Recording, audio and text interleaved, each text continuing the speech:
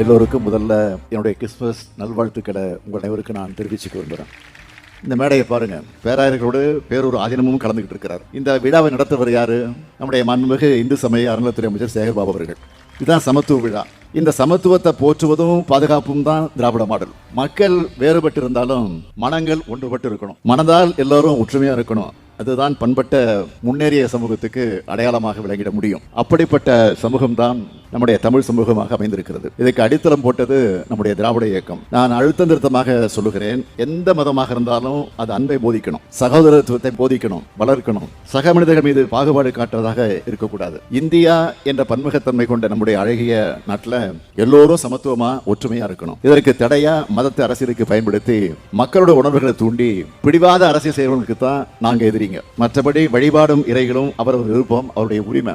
நம்ம பொறுத்த வரைக்கும் பேரறிஞர் அண்ணா அவர்கள் சுட்டிக்காட்டியதைத்தான் நான் குறிப்பிட விரும்புகிறேன். ஒன்றே குலம் ஒருவனே தேவன், ஏழையின் சிரிப்பில் இறைவனை காண்போம். இன்னைக்கு ஒன்றியத்தை ஆளக்கூடிய பாஜக அரசு சிறுபான்மை மக்களுக்கு அச்சுறுத்தலை ஏற்படுத்தக்கூடிய வகையில ஒரு அரசை நடத்தி கொண்டிருக்கிறது. சிறுபான்மையிற்கு இழைக்கப்படக்கூடிய கொடுமைகளை எல்லாம் நான் விரிவாக உங்களுக்கு விளக்க வேண்டிய அவசியம் இல்லை. சிறுபான்மை மக்கள் அச்சுறுத்தும் குடியுரிமை திருத்த சட்டத்துக்கு எதிராக வலிமையான போராட்டங்களை தொடர்ந்து நடத்தியது திமுக தான். ஆனா அந்த சட்டத்துக்கு ஆதரவா பாராளுமன்றத்தில் ஆதரவளிச்ச கட்சி எதுன்னா அதிமுக. இப்போ எதிர்கட்சி தலைவராக இருக்கக்கூடிய திரு பழனிசாமி அவர்கள் அதுக்கு ஆதரவா எப்படியெல்லாம் பேசினார்னு உங்களுக்கு நினைவு இருக்கும். ஒன்றிய பாஜக அரசை பொறுத்த வரைக்கும் மதச்சார்பு என்ற சொல்லையே அரசியலமைப்பு சட்டத்திலிருந்து நீக்குவதற்காக துடித்துக் கொண்டிருக்கிறாங்க.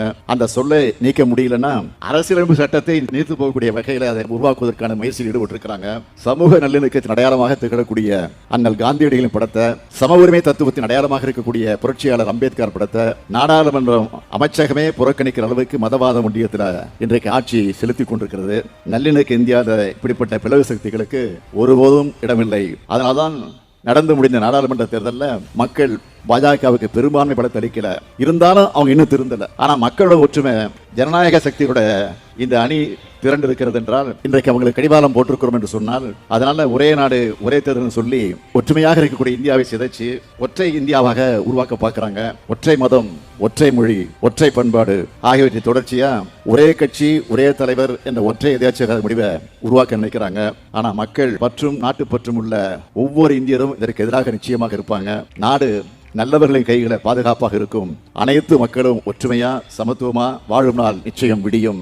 உங்கள் செயல் அனைத்தும் அன்பு மயமாக இருக்க வேண்டும். உங்கள் மீது அன்பாக இருப்பதைப் போலவே அடுத்தவர் மீதும் அன்பாகவே இருங்கள். இயேசு பெருமானின் மொழிகளை சொல்லி அனைவருக்கும் மீண்டும் என்னுடைய அன்பான கிறிஸ்துமஸ் வாழ்த்துக்களை தெரிவித்து விடைபெறுகிறேன். நன்றி, வணக்கம்.